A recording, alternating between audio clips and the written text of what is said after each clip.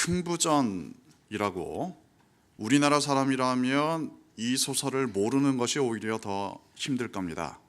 흥부전을 보면 두 번의 아주 중요한 전환점이 등장합니다. 하나는 제비 한 마리가 다리가 부러졌는데 흥부가 고쳐줍니다. 그런데 사실 이 흥부는 마음의 여유를 갖는 것이 참 어려운 처지에 있었습니다.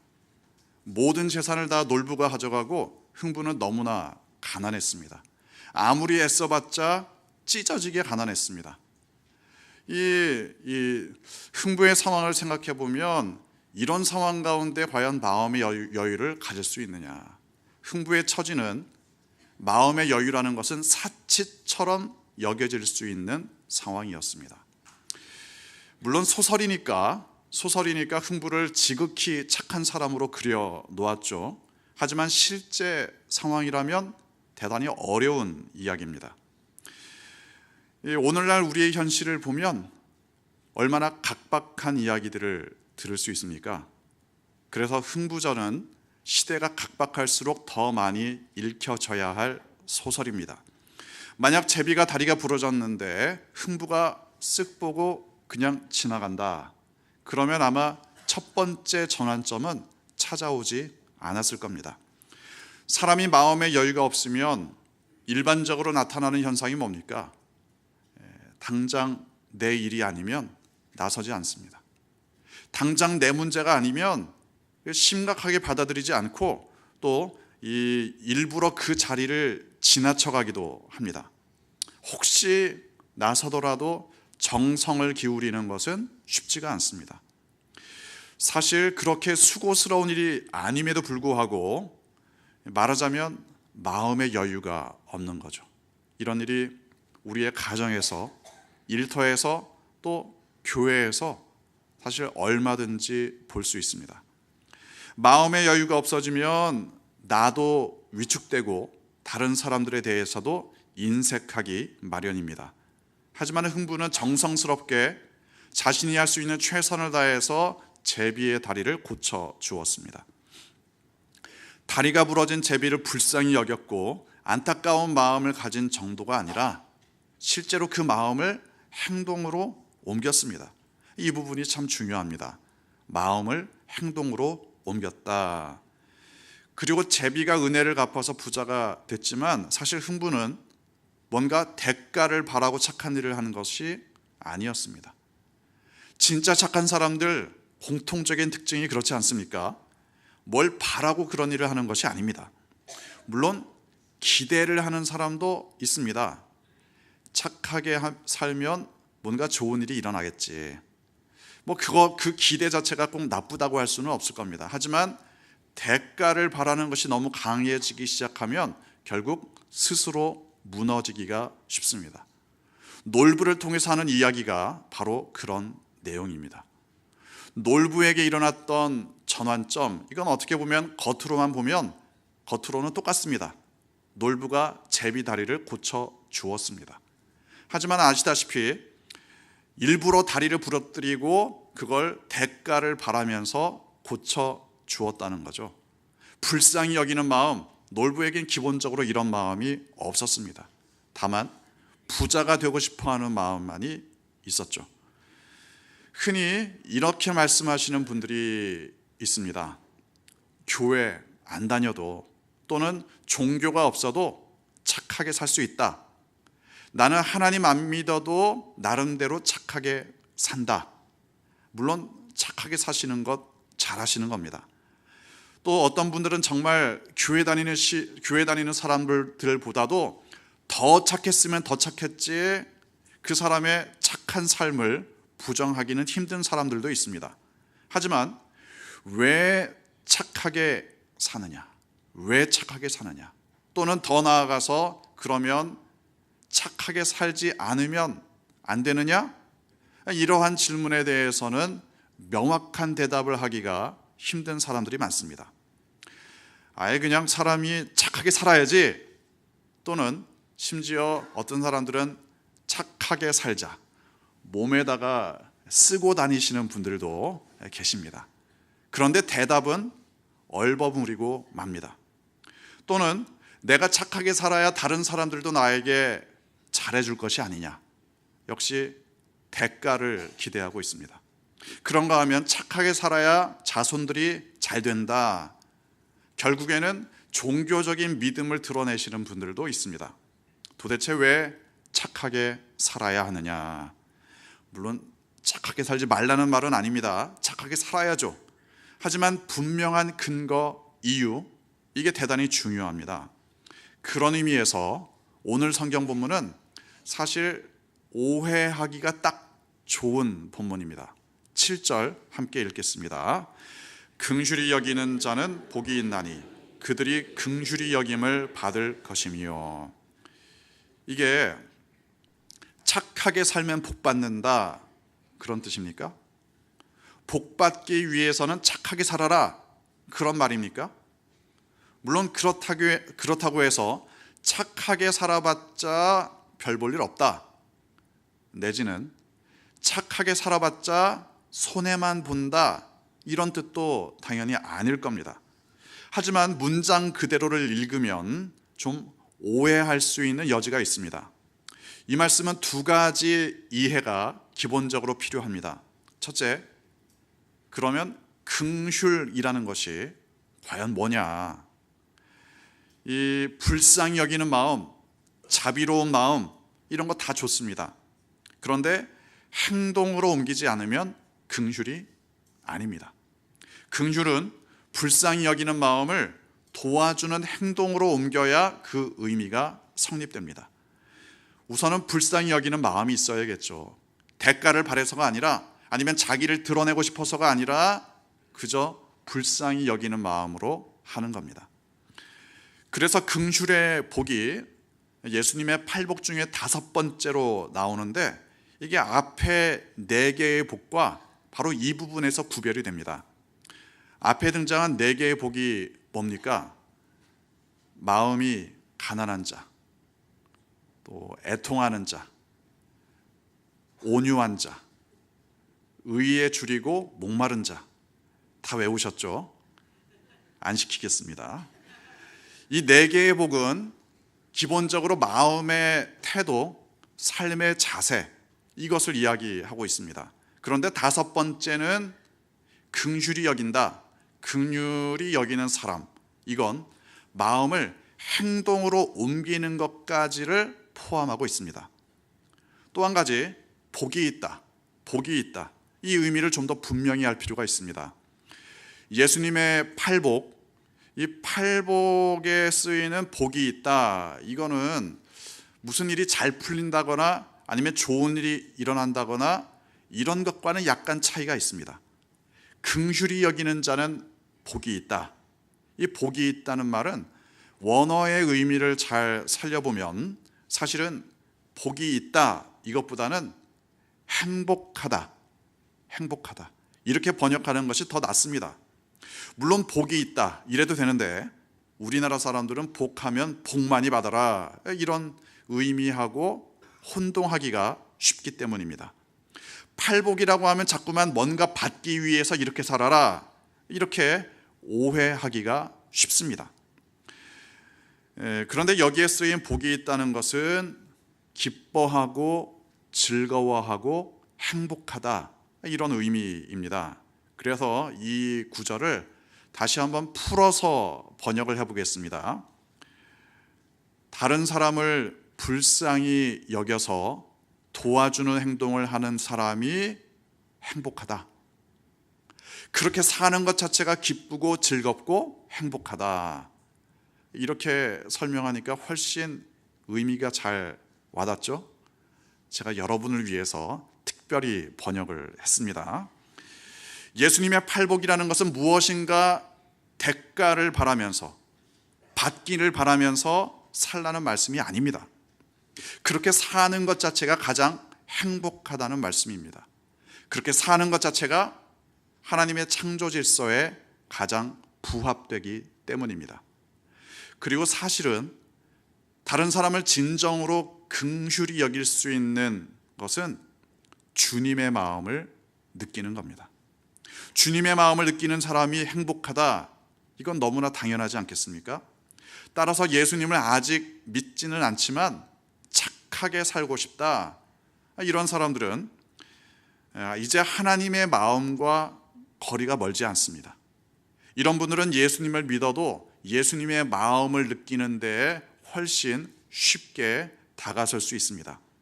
긍휼은 바라고 대가를 바라고 하는 게 아닙니다. 조건부로 긍휼을 베푸는 것이 아닙니다. 주님의 마음을 본받는 사람, 그리스도인으로서 살아가는 삶의 모습이 바로 긍휼입니다. 그래서 주님의 마음으로 살아가는 사람이라면 이제 주님의 긍휼을 덧입는 것이 자연스러워집니다. 긍휼히 여김을 받는다는 것은 하나님의 궁극적인 긍휼을 의미합니다. 그리고 하나님의 긍휼을 입은 사람이라면 이제 그 긍휼을 베풀며 사는 것이 삶의 모습이 됩니다. 디모데후서 1장 16절로 17절 함께 읽겠습니다. 원하건대 주께서 오네시보로의 집에 긍휼을 베푸시옵소서. 그가 나를 자주 격려해주고 내가 사슬에 매인 것을 부끄러워하지 아니하고 로마에 있을 때에 나를 부지런히 찾아와 만났습니다. 이 내용에는 사도 바울의 고백이 담겨 있습니다. 사도 바울은 당시에 로마에 있었고 또 감옥에 갇혀 있었습니다. 그런데 그 수감 생활 자체가 꽤 심각했습니다. 본문에 의하면 사도 바울이 로마 감옥에서 사슬에 매여 있었습니다. 물론 감옥에 있는다는 것 자체가 자유가 없는 거죠. 하지만 죄수가 사슬에 매여 있다, 이건 죄수를 강하게 경계하고 또 감시한다는 말입니다. 사실 사도 바울이 무슨 무력을 행사했습니까? 아니면 가만히 놔두면 위험한 사람입니까? 그런 사람이 아니기 때문에 사실 감옥 안에 두기만 해도 별 문제가 없습니다. 그럼에도 불구하고 쇠사슬로 사도 바울을 묶어놨다. 이건 죄수로서 굉장히 위축될 수 있는 상황입니다. 아마도 이런 정도의 상황이 되다 보니까 사람들도 그다지 찾아오지 않았던 것 같습니다. 쇠사슬에 매여 있는 사도 바울을 만난다, 이것 자체가 좀 사람들에게 부담이 되는 분위기였던 것 같습니다. 게다가 지속적으로 찾아오는 사람은 더더군다나 드물었던 모양입니다. 이때 오네시보로가 사도 바울을 찾아옵니다. 오네시보로, 사실 성경에는 이 사람에 대한 기록이 별로 없습니다. 오직 디모데 후서에만 기록이 있을 뿐입니다. 아마도 에베소 교회에서 사도 바울을 만났을 것 같습니다. 그런데 이 오네시보로가 사도 바울을 찾아옵니다. 말 그대로 찾아옵니다. 본문의 표현에 의하면 찾아와 만났다, 이게 말하자면 사도 바울의 위치를 찾는 것 자체가 힘들었다는 말입니다. 이게 경비가 삼엄했기 때문인지 아니면 그 위치를 아는 사람이 별로 없었다는 이야기인지 이건 분명하지 않습니다. 아무튼 어디에 있는지 찾아서 오지 않으면 사도 바울을 만나는 것이 어려웠다는 말이죠. 이걸 오네시보로가 부지런히 찾아와 만납니다. 그것도 자주 부지런히. 오네시보로의 모습에 대해서 사도 바울은 이렇게 표현합니다. 그가 나를 자주 격려하였다. 그가 내가 쇠사슬에 매인 것을 부끄러워하지 않았다. 그리고 사도 바울은 하나님께 이렇게 기도합니다. 오네시보로의 집에 긍휼을 베풀어 주옵소서. 나에게 긍휼을 베푼 오네시보로의 집에 하나님의 긍휼을 베풀어 주옵소서. 오네시보로는 하나님의 긍휼을 경험한 사람이었기에 자신의 긍휼을 다른 사람에게 베푸는 삶을 살았습니다. 그리고 긍휼히 여김을 받는 사람이 되었습니다. 오네시보로의 긍휼에 대해서 사도 바울은 계속 이렇게 설명합니다. 디모데후서 1장 18절 함께 읽겠습니다. 원하건대 주께서 그로 하여금 그날에 주의 긍휼을 입게 하여 주옵소서. 또 그가 에베소에서 많이 봉사한 것을 내가 잘 아느니라. 긍휼히 여긴다는 것은 한순간, 순간적으로만 불쌍히 여기는 정도가 아닙니다. 지속적으로 관심을 가지고 사랑하는 마음을 품어야 합니다. 그리고 그 사랑하는 마음을 도와주는 행동으로 실천해야 합니다. 만약 누군가 어려운 처지에 있다, 이런 소식을 들을 때 마음이 아무렇지도 않다, 그러면 그 사람은 자기 자신에게 어떤 문제가 있는지를 스스로 좀 돌아볼 필요가 있습니다. 대부분의 사람들은 텔레비전에서 기부 광고가 나올 때 마음의 부담을 느낍니다. 또 크리스마스 즈음에 구세군의 자선 냄비에서 종소리가 울릴 때 그것을 그냥 지나쳐 가기가 대단히 힘듭니다. 게다가 내가 잘 아는 사람이 어려운 상황에 처했다, 그럴 때 하나님의 형상대로 지음받은 사람이라면 불쌍히 여기는 마음이 생기는 것이 당연합니다. 다만 이때 도와주는 행동으로 옮기느냐 아니냐, 여기에 긍휼의 여부가 달려 있습니다. 돕기 위한 행동으로 옮긴다면 긍휼히 여기는 사람이 되는 겁니다. 특히 나와 가까운 사람, 내가 잘 아는 사람, 그런 사람을 돕는 것은 그래도 많이들 합니다. 그런데 그런 사람이 아니어도 긍휼히 여길 수 있느냐? 내가 아는 사람이 아니어도, 나와 가까운 사람이 아니어도 그리스도인들은 가족을 뛰어넘고 친구를 뛰어넘고 민족을 뛰어넘을 수 있어야 합니다. 왜냐하면 하나님은 온 세상 사람들을 긍휼히 여기시기 때문입니다. 얼굴조차 모르는 사람이라고 할지라도 그 사람을 긍휼히 여기는 것이 바로 그리스도인입니다. 우리 교회는 컴패션을 통해서 이러한 긍휼을 실천하고 있습니다. 우리 교회 성도님들과 연결된 제3세계의 어린이들이 한 100명 정도가 됩니다. 그 아이들 우리 만나본 적도 없습니다. 대화를 나눠본 적도 없습니다. 사진은 매년 받아보고 있지요.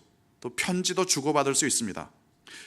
그런데 그 아이들의 척박한 삶의 환경, 그 이야기를 들을 때 우리는 불쌍히 여기는 마음이 생길 수밖에 없습니다. 그런 마음을 품는 것만으로도 잘하시는 겁니다. 하지만 불쌍히 여기는 마음이 있는 것과 실제로 도와주는 행동을 하는 것은 전혀 다른 이야기입니다.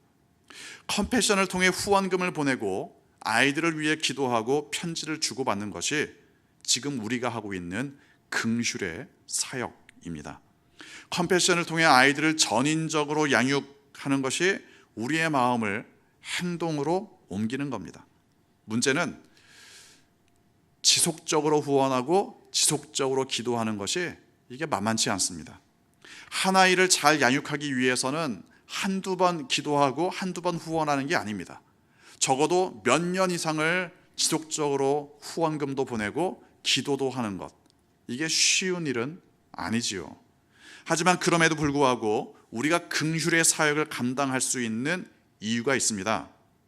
하나님께서 나를 긍휼히 여기셨기 때문입니다. 한두 번 정도 불쌍히 여긴 게 아닙니다. 영원 전부터 영원토록 나에게 관심을 가지고 나를 사랑하시고 나를 지속적으로 도와주십니다. 예레미야 애가 3장 22절과 23절 함께 읽겠습니다. 여호와의 인자와 긍휼이 무궁하심으로 우리가 진멸되지 아니함이니이다. 이것들이 아침마다 새로우니 주의 성실하심이 크시도소이다.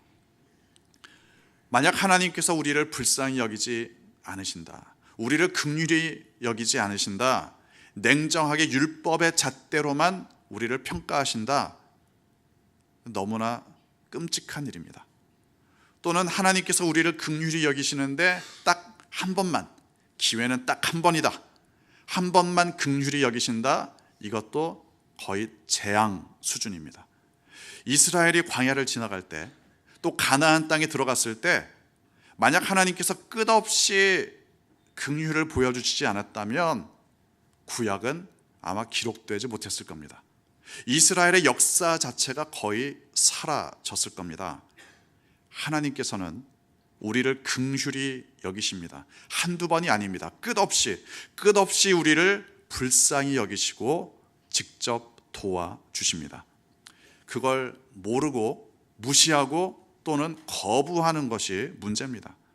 하나님의 임재를 경험하는 사람들은 날마다 하나님의 긍휼을 찬양할 수밖에 없습니다. 그런 의미에서 십자가는 하나님께서 우리를 긍휼히 여기시는 절정의 사건입니다. 죄인 된 우리를 불쌍히 여기시고 우리의 문제를 근원적으로 해결해 주셨습니다. 하나님의 긍휼하심을 날마다 경험하시기 바랍니다. 그리고 평생 긍휼의 사람으로 사시는 여러분 되시기를 주님의 이름으로 축원합니다. 기도하겠습니다.